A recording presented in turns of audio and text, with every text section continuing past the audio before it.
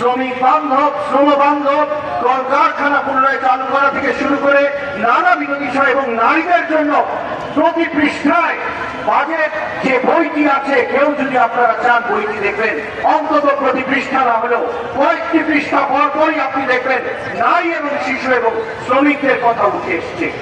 সেই ধরনের প্রধানমন্ত্রী পেয়েছে বাংলাদেশ।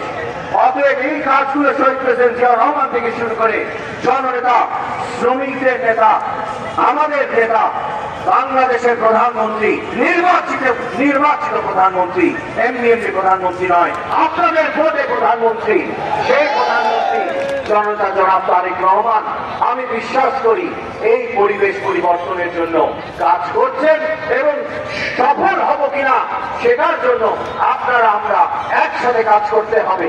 দাবি না জানালে, দাবি উত্থাপিত না হলে কিভাবে আমরা জানবো?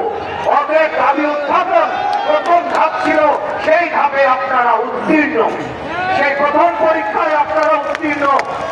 বারবার জানাতে হবে আপনাদের দাবিগুলো।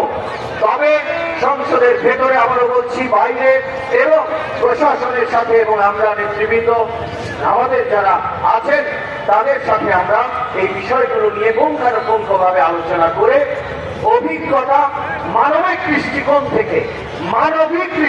থেকে শুধু আইনি কাঠামোর চিন্তা না করে মানবিক দৃষ্টিকোণ থেকে অভিজ্ঞ আপনাদের মধ্যে যারা, তাদের জন্য অবশ্যই ব্যবস্থা করতে হবে যেন তাদের জীবনটা যেন সুন্দর হয়।